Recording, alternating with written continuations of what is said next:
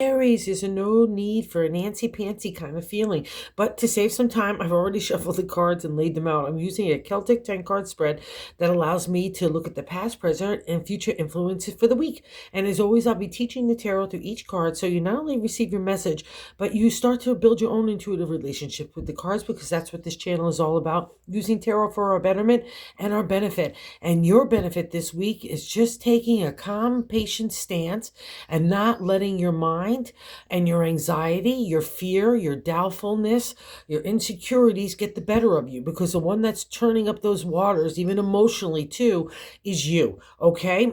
It's a time to just really be pragmatic and practical and a step by step, whether it's a relationship or potential of one, or new work opportunities, or a current one, or your own health, or the way that you just want to be in relationship and family, the whole kit and caboodle, because it's a reflection and a contemplation, a meditative time to do things differently than maybe you've done in the past, especially, but more importantly, to settle the mind down so you can kind of get to the clarity that you're so desperate to want to see. Okay, but you're kind of putting the cart before the horse. You're not enjoying the ride at all, and you're worrying for the end result. And this is all about, for Aries, learning to how to kind of take that patient stance and enjoy the moment and enjoy where you're going, because you're going somewhere, okay? And it's going to be good.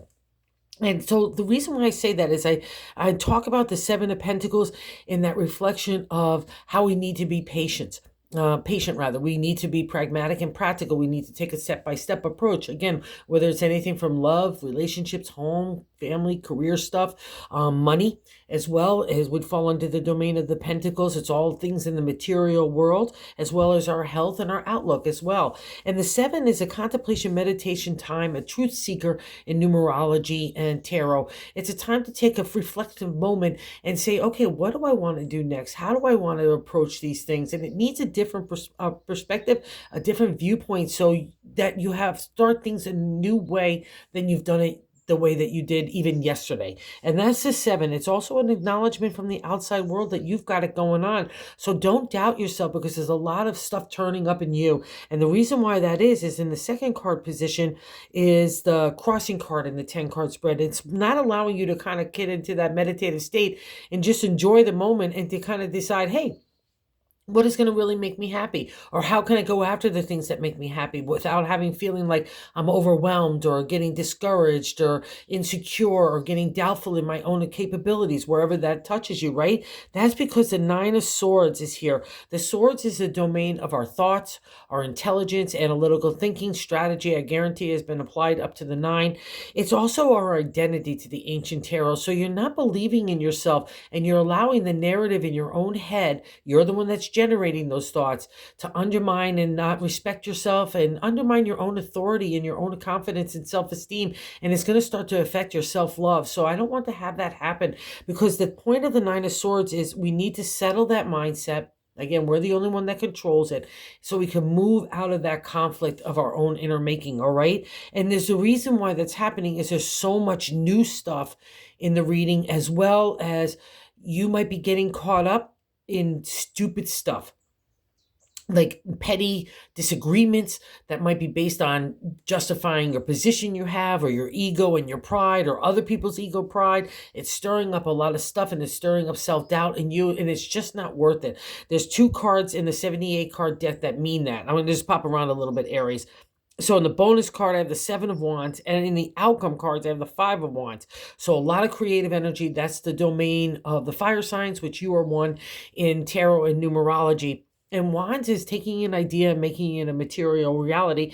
And as the 5 and the 7, we can see we've gained some momentum, a little critical mass. We're on our way of doing stuff, maybe learning new things, applying new things, and so on. And again, this can touch anywhere from family, home, relationship, to your career, to the way you make money, your health, and so on. Because I just find with Aries, a lot of the signs, I know that they're really specific, like the Wands are just creative energy. A lot of people leave it to just work stuff or entrepreneur. But I just find like so many signs, everything they do is because they want that security, not only for themselves, but the people that they love. They want to leave a legacy behind. So it all kind of gets mashed in together in the kit and caboodle. And these 2 cards are the only 2 cards in the 78 deck to me that mean we're getting engaged in conflicts that are just wasteful. They don't build creativity. They don't make productivity at all. The 7 is the contemplation meditation in the Rider-Waite deck. And even here, you'll see 7, one you with the 1 and 6 other people coming at you with their perspective, their point of view. They want to be in charge. They might be challenge you. They might be competition. All those kinds of dynamics fall under the 7 of Wands. And in the 5 of Wands, which is good luck in tarot numerology, but there's always some sort of or conflict to get over in tarot. And again, the Wands, that creative energy.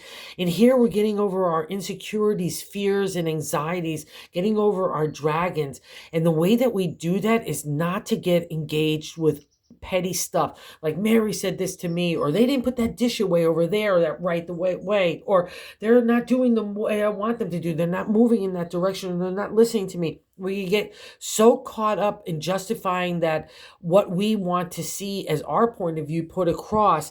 And that's also the domain of the swords. It's the identity area too. So maybe you're compromising yourself because you don't want fights. And I would say keep that stance. Get into a peaceful way. It's not worth it, because these 5 and the 7 means it's just wasteful energy. It's like trying to start a fire with wet wood. You'll exert a lot of energy, but you won't get anything as a result. And that's what this is. It's just distracting. We can get caught up in the whole day, especially as a fire sign. Once that kind of heat gets ignited, off and running, you'll be carrying that for the rest of the day, an argument or what you thought was a slight or whatever the case may be. It's just showing you that those things are petty in comparison to where you're going. And where you're going is in the 3rd card placement. Is the Fool, the top of the matter in the 10-card spread. And the Fool, I like to say also too, God's position, how to get through the weekend. It's a big deal because the Fool is not just any major arcana. It begins the major arcana. And major arcana is we're having a life lesson we have to embrace. We have to kind of reach for that higher consciousness, understanding. It makes us better people. But what's nice about the Fool is you've kind of already done the work. And the Fool is kind of like the karmic reward for doing it. It's a naivety and excitement and enthusiasm, but you're not naive at all. You're not a fool. It's like when we were younger, when we ran at stuff. It doesn't matter our age. We just thought there was excitement or love or a new adventure, and off we would go, right? Regardless of the hills or trials, right? We've learned some lessons and then get with some blessings. And that's the Fool. We've gone through the cycle of the life lessons of the 22 cards in the major arcana, and now we're getting a new start. He's coming out of that cave of enlightenment. That's what tarot that represents, where we're learning spiritual, emotional, even material maturity, right? That new day is dawning. That's the sun representation. That divine order is going to start to shine on you in that spotlight. We've got the eagle there. It's a unique connection to God and the universe out of the trials and tribulations and the challenges that you stood up and took. That's what this is all about. That's why we're here, folks, right? And we're ready to kind of venture forth and not take anything into the future, not even emotional baggage, material baggage.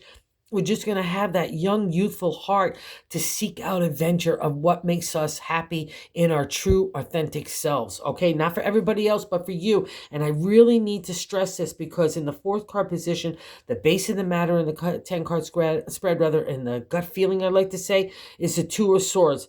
The swords, again, are our identity, our thoughts, our intellect, how we want to communicate that. But the thing about the 2 is I'm not making up my mind. It's indecisive. I got the swords crossed in front of me, and I'm giving other credence to everybody else's point of view or what they think of me. I might be thinking like I might even be stirring up like, well, what does Mary think over there? Or what does my family member think over here? I'm not doing this, or I should be doing this. Whatever, we get ourselves tangled up in the 9 of Swords because you're not identifying with your own true self, right? Be authentic with yourself. Be honest with yourself. That's where you kind of come to these answers and break that stranglehold, because it's a small platform for you to learn who you are. That's why it's happening, for you to recognize where you might be tripping yourself up by not, like, it's also society, the pressures that our typical stereotypical way that society, family and friends put on us, right? That's the breaking of this, where you're honoring everybody else and it's causing you that nightmare. So I just say break it. It's causing you to feel like you need to do everything yesterday, whether it's a love relationship, career stuff, money stuff, foundation stuff, legacy stuff, whatever, but no, don't, because this is a whole new turning in a new direction. And it's really lovely to see. And I know you know this as well, because even in the 5th card placement, what's leaving our lives is the Ace of Pentacles, which is literally the upsurge of energy, of opportunity and potential in the material world, including money. All right. Our health gets a swift change as well. A new dynamic happens there in relationships. Our careers get extra oomph here. We can start to see even things as an entrepreneur, or maybe handling a couple of different things to see what fits your kind of who you truly are. That's kind of the dynamic of the ace, testing new things. It's coming in calm seas. So you've kind of come out of that emotional upheaval that's been touching Aries over the last couple of years. Is going to get into a safe harbor. So it's really nice, so you can kind of get your footing about yourself. And which I really love, because we're coming out of that reflection of that kind of enlightenment, that insight, that clarity of who you are. Again, another reflection of the opportunity and potential you have. And here's another ace in the present day. And this is Aries to me. It's the Emperor. It's business, law, contracts, being fair and just, being a good leader, having integrity and ethics, maybe even coming to sharp truths, but delivering things with compassion and gratefulness and a soft tongue. He conquered the world. He's conquered the world already. He's conquered those high mountains. He's gotten that different perspective, right? To be a true leader, you don't only need to understand your own point of view. You need to understand everybody else's, right? That's how you collectively come to decision making. That's the domain of the ace. It's another reflection of the opportunity and potential that's ignited in you, because it's your domain. You're a fire sign, and that's that big wand of imagination ready to take off. He's literally wearing the fleece of the golden ram, which you are. So you're golden in your own right, and it's stirring within you wherever this new direction is. Give it some respect. It doesn't have to be figured out right now, but let it be fun and exciting, okay? Oh, God, I'm sticking with it. Because in the seventh card position is the way that we're feeling ourselves. It's a direct extension to the first card placement, the significator, right? The general gist of the overall reading. And here we have the Page of Wands, another kind of indicator of new youthful energy. A lot of people keep to the royal suits, the page to the king, of people in your life that might be encouraging you to be more dynamic and creative, and take a chance and not be afraid, and let your imagination fly and believe in yourself. All those words would be about yourself anyway. That's how you need to talk to yourself in this new kind of turn on the wheel of the creative, especially. And again, it's your domain. You rule this area, so don't be frightened of it. And the page wants to take you for a ride. And here we see another sun here, another reflection of that new day dawning around you. So I suggest you, Aries, you go put your Ray-Bans on and go greet it, because it's going to start really shining on you in a nice way that allows you to not only see the pathway forward, but gives you a spotlight to do whatever you want, because everything gravitates to the sun, right? Men, women, children, animals, plants, everything. Every living thing wants a little bit of the sun. We don't have to be scorching, right? Because that's been the dynamic that Aries has learned too. That's why that new day is dawning, because you've already learned those aspects of being a fire sign. You could burn sometimes with that sharp wit and intelligence and so on. But now you've learned that dynamic, and now we're getting the karmic reward for it. So I really love it. And this is really nice too, because in the eighth card position, how other people view you is the Queen of Cups. So think about that, the second Aries. No matter your gender or identity, it's all about you just identifying with the queen. She's loving, she's unconditional, she's giving, she's compassionate, she's grateful. She knows who she is. She's tough love as well. Don't mess with her. She's sitting in that kind of that royal golden throne, planted firmly in the material world, but the cups is the domain of our heart, our emotional flow, our intuition, our psychic ability, our subconscious, even dream world, all fall under the domain of the golden cup. And see how our feet are planted in the water.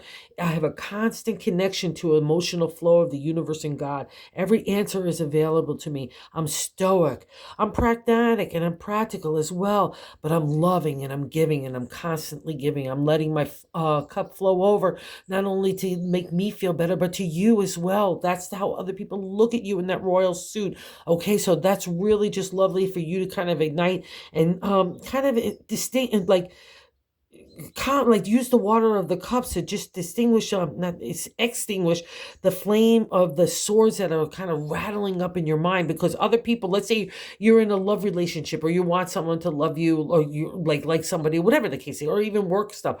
People, like, you're all wound up, oh, do they like me, or do they think I'm kind and generous and good-hearted? Yes. So let's get aside that. Maybe that's where some of that tangle is. So just take a reflection there, okay, Aries, if it resonates. And in the ninth card position, this is how we get through all this stuff of the Five of Wands and the Seven of Wands and the Nine of Swords, because they're the bummer to this beach party bingo, quite frankly. And it's all about our thoughts, because we're the ones that are generating, even in the Five of Wands, because we're the ones engaging, having to justify maybe petty conflict, right? Petty arguments all fall under the Five of Wands. And as well as the Seven, we're dealing with competition. So let's say you're at a plateau because we're getting into the 10 number. All this minor suits have 10 cards, right? We're getting to the end. So something needs to shift. Some sort of creative energy needs to shift, and that has to start within you. So don't be fearful of it. And here we get a reflection of how to do it. Not only harness the Fool's energy in that major arcana card at the top of the matter, God's message, but in the hopes and fears is another major arcana card, and it's the Strength card. And this makes sense to be in hopes and fears because we can be afraid of our own anger, rage, which Aries rules, right, as a fire sign, ego, pride. And we need to live with those animal instincts instead of, in the bummer in my deck, he kind of kills the lion, it's Hercules. But it's all about us living with those aspects of our personalities. And like ego is nice, or pride is nice in the little doses and humble ways, right? Humility, but too much of it, nobody likes to be around it, right? And everything else. And it's also learning these lessons, another reflection of the cave here in that blue sky and the horizon of your potential and opportunities in the distance. But to the ancient tarot, the strength, the way to do all that stuff. And I'll say in modern day tarot, it means that you can multitask and take on any kind of responsibility, as well as potential of opportunities as well. But to the ancient tarot, it all starts up in our heads. Again, another reflection of our thoughts, because whatever starts up there, it's going to come out of our words, and it's going to come out of our attitudes. It's going to come out of our actions and our approach, and it's going to touch other people. So we got to make sure it's the best. And that's the life lesson, because when we have a major arcana card, we need to step up and learn it. So it means that it's already been touching you, and it means that you handle this. So don't let the swords undermine you, or more importantly, don't do anything for anybody else other than you. Just be who you are. Let it fly. Be just who you are, because that's the whole journey of the swords. You might as well get in touch with it, because that's going to enhance your creativity, your self-confidence, your self-esteem, and self-love. So then we don't have to be worried about competition like in that bonus card, or even kind of doubts or our minds in that Nine of Swords of the Five. We're not going to undermine ourselves in any way, because everything's going to be crystal clear in our mindset. We're just going to grab onto the Fool, that Ace of Wands, all these other kind of the Page here and the Queen, and to move ourselves in a really loving, spirited direction, because that dynamic energy is available to you. So let's not lose out on it. Let's not get distracted by stupid stuff, okay? So that's the best way to say it. Just believe. Don't get impatient either as well. Everything's unfolding in the right way, so enjoy the journey. Do not put that cart in front of the horse, okay, Aries?